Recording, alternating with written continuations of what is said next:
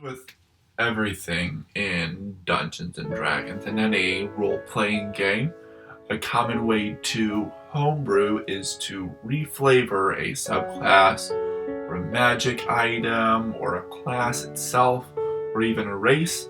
Um, so nothing changes mechanically with rolling dice and skills and stuff, but it looks different in the game itself in your imaginations.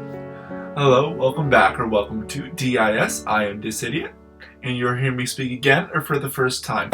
Whichever it is, welcome. I'm glad to see you here.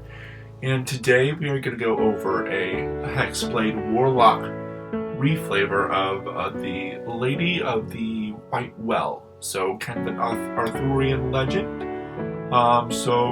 This should be interesting. Without further ado, let's get into that. Hexblade, Lady of the White Woods, 5e subclass option for Hexblade Warlocks. It all began with a ripple, the still waters of the White Well mirroring the Cheshire's moon's pale light until the waters appeared like cream, disturbed as if some mocking spectator had tossed a pebble in just to see what would happen. The ripple became ripples. The ripples became waves. The water bubbled and churned like in the midst of a powerful storm. Then it stopped. Perfect tranquility reigned once more. It was then that the silver blade thrust through the surface of the water. Slowly it out of the water until a platinum quillon appeared, followed by an opalescent handle gripped by a flawless hand whose skin was like rich cream and whose grip was sure. The sword stood unmoving above the glassy waters of the crescent-shaped lake known as the White Well, raised high by a hopeful hand. I paused at the entrancing scene before me, unsure of what to do, until reason told me the sword was being offered to me. I reached into the lake, which I did after my embarrassing hesitation, and took the sword. In doing so, I also took the first step onto the path destiny has laid before me. Some quote from something.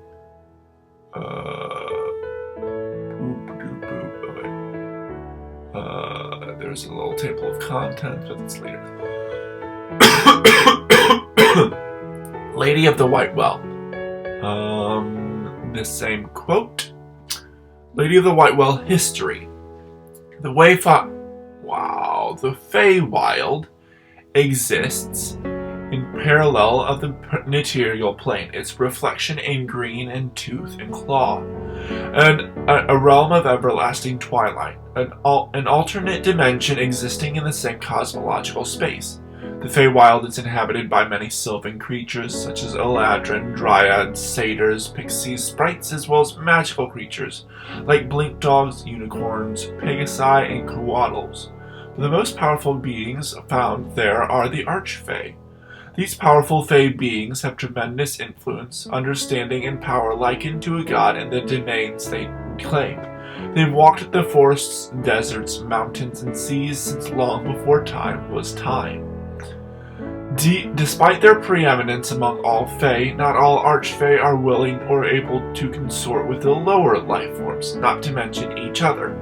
Some have chosen to withdraw to the wildest places of their Feywild realms, content being left alone to their own unfathomable machinations. Others are trapped in their domains by ancient magic that holds them there and prevents them from leaving. The latter is the story of the Lady of the White Well. The story of the Lady of the White Well is not commonly known, but on occasion one can hear the tale in court of Queen Titania, for both its tragedy and romance make it popular with both nobles and paupers alike. Once upon a time, which is such as how these stories usually begin. Before the time of Lolth's betrayal of the Seldarine, Lolth, called Aroshni at the time, Corellon Larithian and Sehanine Moonbow shared a romance unlike any the multiverse had ever seen and has seen since. But around the time of Lolth's betrayal of the Seldarine, an increasingly jealous Lolth plotted against her only true rival for Corellon's affection, Sehanine Moonbow. With her plan, Lolth would restore herself as Coralon's favorite and shame Sehanine in one fell swoop. Lolth placed a glamour upon a noble Eladrin knight that made him look like Coralon.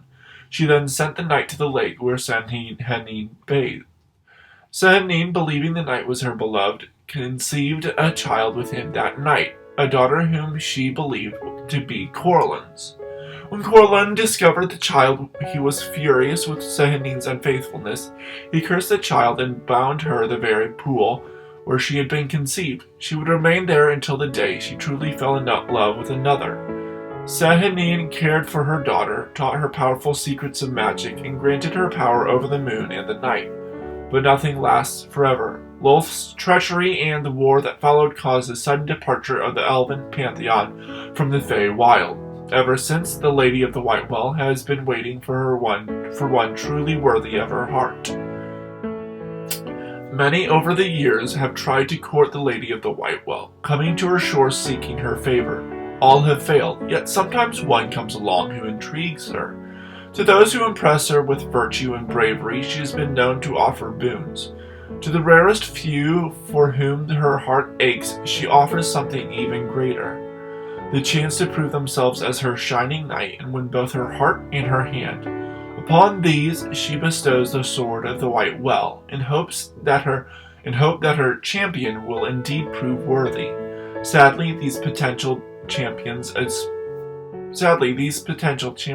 small number of men and women over the centuries, have risen and fallen, leaving the lady all alone and still waiting for her true love. Very cool. The Hexblade Pact of the White Well. You are a Hexblade Warlock. You can choose the following class features in place of those normally granted to Hexblades.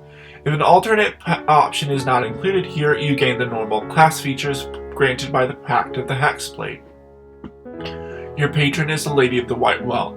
Her domain in the Feywild, called the White Well, is actually a massive crescent-shaped lake located in the midst of an enchanting forest.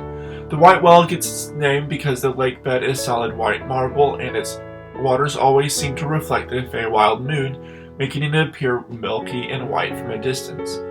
Unicorns, pegasi, coatls, blink dogs, sprites, redcaps, horrid, and all manner of Fey frolic peacefully in the domain of the lady.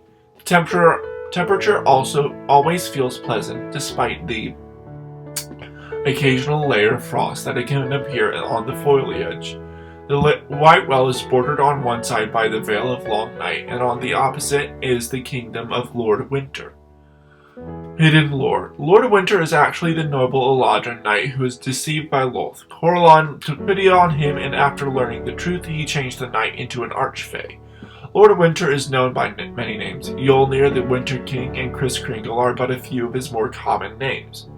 He is usually thought of now as the immortal Fey who brings treats and gifts to virtuous youths on this winter solstice. The knight who fell to Lolth's treachery so long ago lingers as a watchful and protective sentinel over the lady. Although the knight vowed never to fight after his disgrace, he safeguards the lady from harm by using the Feywild's magic and the devoted creatures under his command. The jovial Archfey derives his power from the joy in the mortal world and is known to be exceptionally kind and helpful to Hexblades of the Lady of the White Well. Cool. The Lady of the White Well, an achingly beautiful elven woman, a sliver of golden light in a domain of her silver and gold. Golden blonde hair and cream-colored skin, golden leaves and feathers fall from her in beautiful patterns and magically disappear. Golden ravens always seem perched or flying nearby. Like all Archfey, she is both gorgeous and enchanting, but can become terrifying when moved to anger. Fortunately, this is a rare occurrence. The Lady of the White Well enjoys fencing, dancing, music, and she particularly delights in a skillful game of dragon chess. Blade-packed weapon. The Lady of the White Well has been impressed by you enough that she has asked you to be her Hexblade and Shining Knight. In exchange for the pact and all its benefits, she entrusts you with a single quest: fight in her name and for her honor. How you acquit yourselves in your adventures will determine whether you can one day claim the ultimate reward. The Sword of the White Well is a fantastical weapon entrusted to those who win the Lady of the White Well's favor. The sword was a legendary blade wielded by the noble Eladrin Knight. When he learned how he had been manipulated by Lolth, the knight hurled the weapon far into the lake and vowed to never fight again. Thus, the weapon embodies both the tragic circumstances of the lady's creation, as well as the gift of magic she bestows to the champions who have the best chance at winning her love. The weapon is elven-made, but ancient elven in design. Despite its obvious age, the weapon seems immune to the passage of time. The flawless blade is as polished and sharp as the day it was made. Etched along the blade in flowing elven script, it says, "I do not love the bright sword for its sharpness, nor the arrow for its swiftness, nor the warrior for his glory. I have only that which they defend." The silver-bladed longsword glimmers softly with moonlight. The sword possesses perfect balance and automatically adjusts its length and weight to the hexblade. Only the hexblade chosen by the lady can wield the Sword of the White Well. The weapon becomes immovable for any other creature that tries to wield it. A creature can use an action to attempt a DC 30 strength check, dragging the weapon up to 10 feet on a success. Hexblade features. Hexblade Lady of the White Well expanded spells. The Hexblade Lady of the White Well lets you choose from an expanded list of spells when you learn a Warlock spell. The following spells are added to the Warlock spell list for you. These spells were chosen to add a nature/radiant/night feel to the Hexblade. Spell level spells. First level is Ensnaring Strike and Goodberry. Second level is Branding Smite and Spike Growth. Third is Haste and Spirit Guardians. Fourth is Conjure Woodland Beings and Find Greater Steed. Fifth is Destructive Wave and Steel Wind Strike. Hexblade's Curse. Starting at first level, you gain the ability to place a baleful curse on someone. As a bonus action, choose one creature you can see within 30 feet of you. The creature target is cursed for 1 minute. The curse ends early if the target dies, you die, or you are incapacitated. Until the curse ends, you gain the following benefits. You gain a bonus of damage rolls against the cursed target. The bonus equals your proficiency bonus. Any attack roll you make against the cursed target is a critical hit on a roll of 19 or 20 on the D20. If the cursed target dies, you regain hit points equal to your Warlock level plus your Charisma modifier, minimum of 1 hit point. You can't use this feature again until you finish a short or a long rest. Hex Warrior. At first level, you acquire the training necessary to effectively arm yourself for battle. You gain proficiency with medium armor, shields, and martial weapons. The influence of your patron also allows you to mystically channel your will through a particular weapon. Whenever you finish a long rest, you can touch one weapon that you are proficient with and that lacks the two-handed property. When you attack with that weapon, you can use your Charisma modifier instead of Strength or Dexterity for the weapon, attack, and damage rolls. This benefit lasts until you finish a long rest. If you later gain the Pact of the Blade feature, this benefit extends to every packed weapon you conjure with that feature, no matter the weapon's type.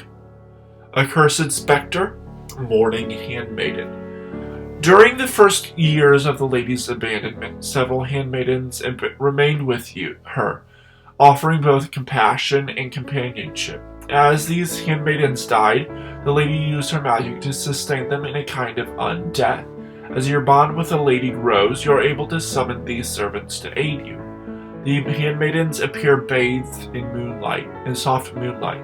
They are achingly beautiful Eladrin, yet somehow strange in their bearing and manner. They are armed with a slim, ghostly longsword and eager to fight at your side in the name of the Lady of the White Well. Your accursed spectre takes the form of a mourning handmaiden.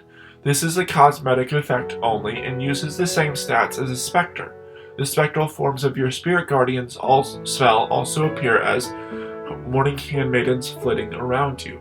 Mourning handmaiden, medium undead, spectre, chaotic good. Armor class of 12, hit points of 22 or 5d8, speed of 0 feet or fly 50 feet, hover. Strength is 1 or -5. Dex is 14 or +2. Con is 11 or +0. Intelligence is 10 or +0. Wisdom is 10 or +0. And Charisma is 11 or +0. Damage resistance of lightning, thunder, cold, fire, acid, bludgeoning, piercing, and slashing from non-magical attacks. Damage immunities, poison, and necrotic. Condition immunities, charmed, exhaustion, grappled, paralyzed, petrified, poisoned, prone, restrained, or unconscious. Senses, dark vision up to 60 feet. Passive perception, 10. Languages, understands all languages it knew in life but can't speak. Challenge rating 1 or 200 XP. Incorporeal movement. The morning handmaiden can move through other creatures and objects as if they were difficult terrain. It takes 5 or 1d10 force damage if it ends its turn inside an object. Sunlight sensitivity. While in sunlight, the morning handmaiden has disadvantage on attack rolls as well as wisdom perception checks that rely on sight. Actions, life-draining blade, melee spell attack +4 to hit. Reach 5 feet, 1 creature. Hit 10 or 3d6 necrotic damage. The target must succeed on a DC 2, probably 10 Constitution saving throw, or its hit point maximum is reduced by an amount equal to the damage taken. This reduction lasts until the creature finishes a long rest. The target dies if this effect reduces its hit points maximum to 0. Armor of Hexes at 10th level. Your hex grows more powerful. If the target cursed by your Hexblade's curse hits you with an attack roll, you can use a reaction to roll a d6. On a 4 or higher, your attack instead misses you. The attack instead misses you. Interesting. In Master of Hexes, starting at 14th level, you can spread your Hexblade curse from a slain creature to another creature.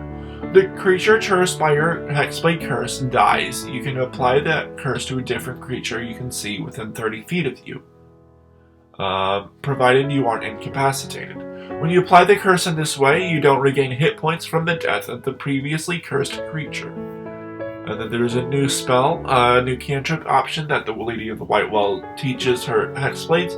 This spell can be learned in place of Green Flameblade. I believe it's basically the same thing from what I've read. Moonfire Blade, Warlock cantrip. The blade's soft radiance builds until it blazes with red power. Moonfire Blade transforms your weapon into a conduit for radiant moonlight that helps your strikes slip through armor and other defense unobstructed when enemies loom on all sides.